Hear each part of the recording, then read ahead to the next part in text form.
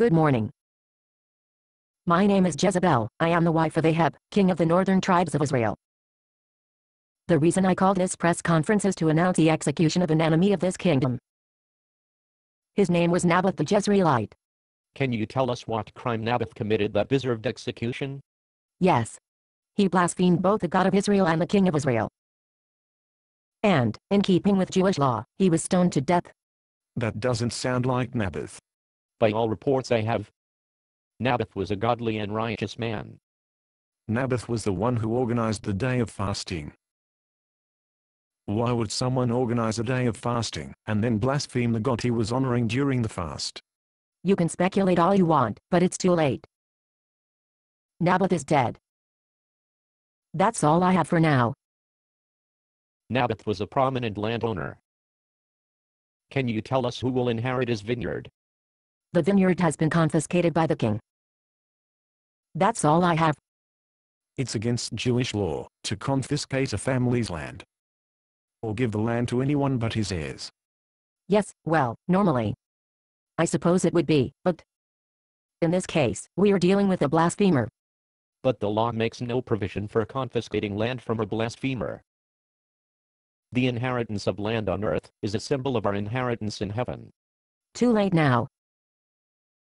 This sounds like a swindle to me. Me too. Your Majesty, did anyone investigate the accusations brought against Naboth? Investigate? Who made the accusations? Who? Yes. Are the accusers reputable God-fearing citizens? I'm sorry, I can't give you their names. Don't you know them? Well, yes, I know them. But they don't want a lot of publicity. They just accused a man of blasphemy, and had him stoned to death. I would say that they've put themselves into the spotlight. Yes, well, my hands are tied. Your Majesty, I have the letter you wrote to one of the accusers of Naboth, telling him and his friend to fabricate charges against Naboth in order to confiscate his land. What do you say about this? Is this true? I deny it categorically. Isn't it true that your husband, King Ahab, offered to buy Naboth's vineyard, but Naboth refused? I deny it categorically. So, you're saying that it's just a mere coincidence that Naboth's land was confiscated immediately after Naboth refused to sell it? Coincidence and nothing more. Is it true that Elijah the prophet came to visit King Ahab after the confiscation?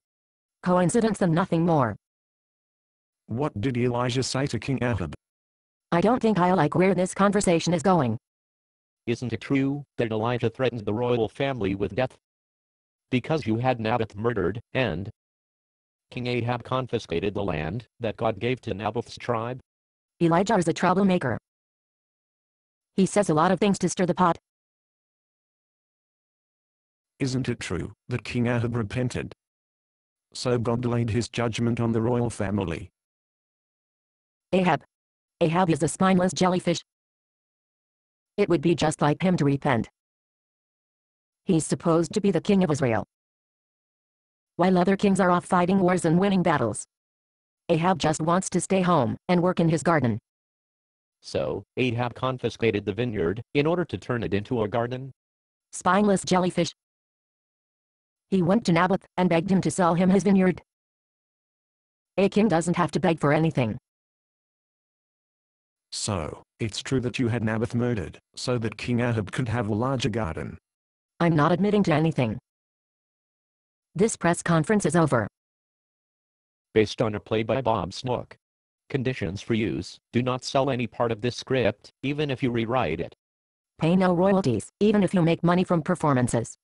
You may reproduce and distribute this script freely, but all copies must contain this copyright statement.